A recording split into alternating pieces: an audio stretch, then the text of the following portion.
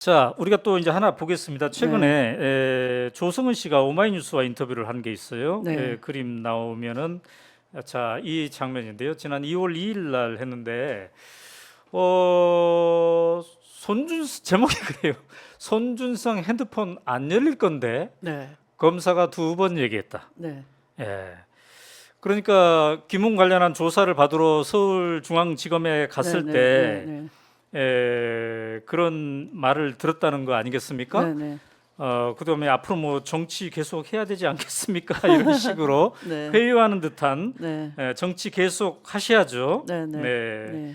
네. 이렇게 얘기를 했다는 건데, 네. 네.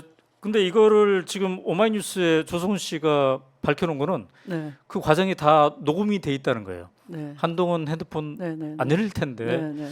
네. 어떻게 생각하십니까? 이미 일개 검사로서는 네. 그 윗선에 대해서 음. 의미를 아니까 수사할 수가 없었던 거죠. 결론은 나 있었던 거죠. 네. 네. 그러니까 그걸 음. 섣부르게 저렇게 얘기하는데 네. 다양한 것은 음. 오리발을 내밀 수가 없는 것이 네. 조성은 씨가 저는 굉장히 침착하고 네. 굉장한 것 같아요. 음. 녹음을 다 했다지 않습니까? 그러니까. 네. 그리고 조성은 씨가 이 인터뷰에서 이제 네. 오늘 우리 주제와 네. 관련한 굉장히 네. 중요한 얘기를 합니다. 네. 왜 고발 사주 사건이 네. 김건희 여사와 관련이 있으며 네. 왜 이게 김건희 특검하고도 네. 연관이 있는가? 자, 네. 이렇게 얘기했어요. 지금 대통령 거부권이 행사되어 있는 김건희 특검의 당위성은 바로 이 고발 사주 사건이다. 특검이라는 게 객관적인 수사를 기대할 수 없을 때 하는 거 아닌가. 그런데 이 고발장을 보면 이미 대검에서 불법적인 주가 조작은 없었다라고 결론을 내릴 뿐 아니라 오히려 그런 의혹을 제기한 언론을 수사하라고 한다. 이거는 절대 현 검찰에서 객관적인 수사를 할 수 없다. 그래서 김건희 특검이 필요하다. 네. 되게 똑똑하죠. 네. 네. 네.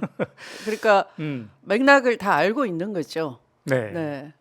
그 점에서는 민주당 의원들보다 네. 100배 나아요. 아, 그래요. 민주당 의원들은 아직도 네. 이 사건이 함의를 하고 있는 걸 모르고 있어요. 공부가 네. 안 돼 있어요, 전혀. 몇몇 의원 빼고는. 네. 네. 그래서 지금 네. 이른바 쌍특검 중에 하나로 네. 이제 김건희 여사의 도이치 네. 모터스 주가 조작 네. 사건 네. 이게 이제 되어 있지 않습니까? 네. 근데 이것이 고발 사주 사건하고도 연관이 되어 있다. 네. 근데 고발 사주랑 연관이 되어 있으면 이것의 배후인 네. 윤석열 한동훈하고도 직접적인 연관이 되어 네. 있다. 네. 그래서 김건희 특검이 굉장히 중요하게 다시 부각될 수 있겠네요. 저는 이렇게 보죠. 네. 이제 그 전체 달을 이제 그 주가 조작 공범들 판결도 있었고 네. 또 뉴스타파의 심청 취재. 뭐 이 취재는 뭐 한두 번 해서 이루어진 게 아니고요. 네. 아주 공들인 오랫동안의 취재이고 또 네. 그 때문에 지금 뉴스타파가 음. 언론 탄압을 받고 있다라고 봅니다. 네, 네, 네. 그런데 그 윤석열 쪽에서는 아마 정치인으로 변신해서 네.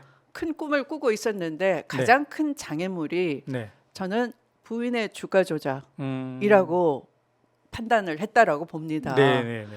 근데 이걸 파고들면은 네. 한 2009년에서 2012년 네. 그 사이에 네. 이루어진 거니까 네.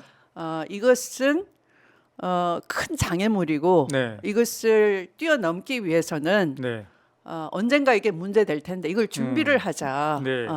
그런데 마침 20년 그 2월이면은 네. 제가 장관 되고 한 달 뒤고요.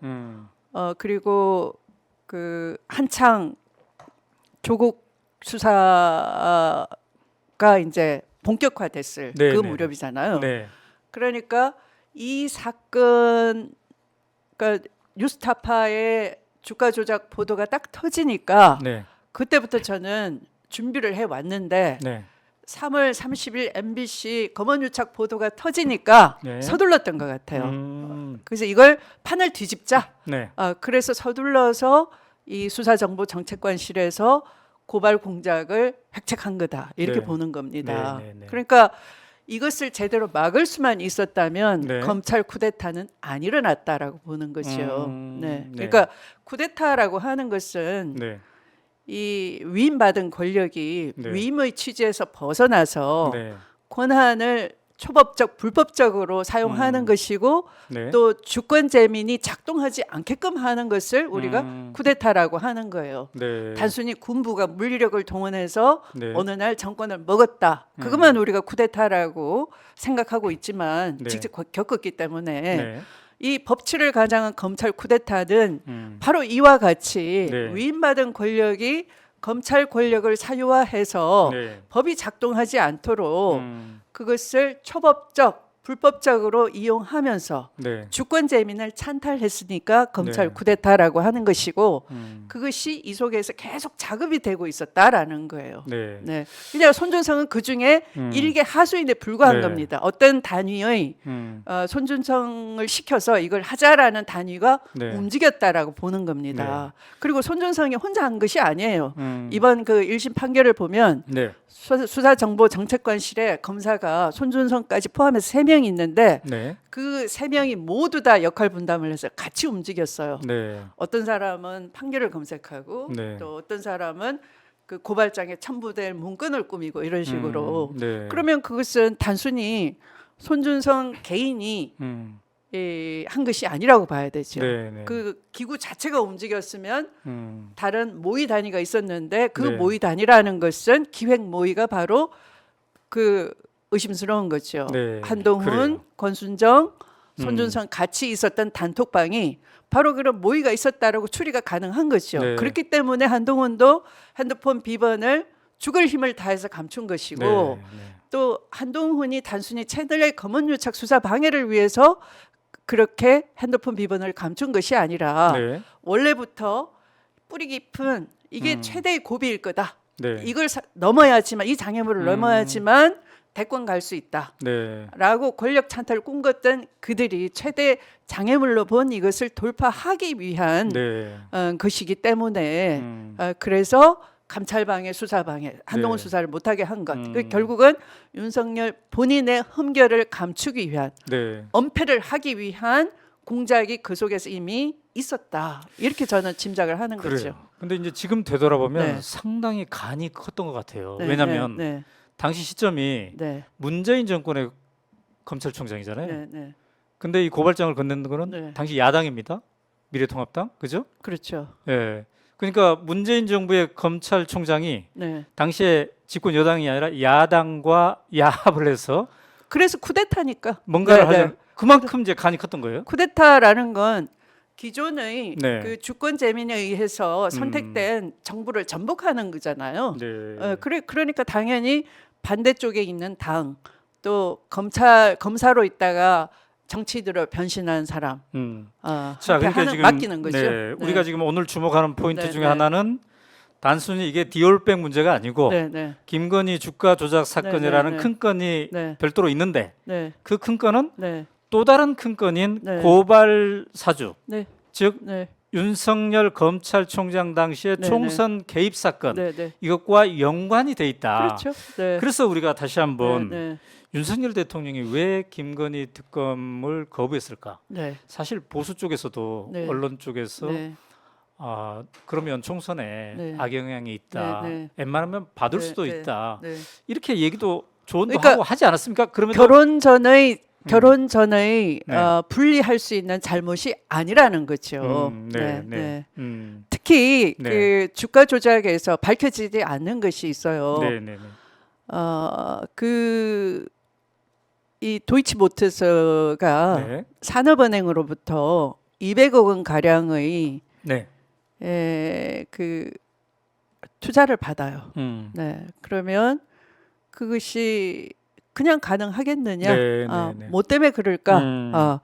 그리고 그 후에 그러면 그게 신주인수권부 사채를 받는 건데요. 네. 그 신주인수권 자체가 별도로 또 유통이 되는 거예요. 네. 근데 그걸 굉장히 네. 헐값에 또 네. 김 여사가 받아요.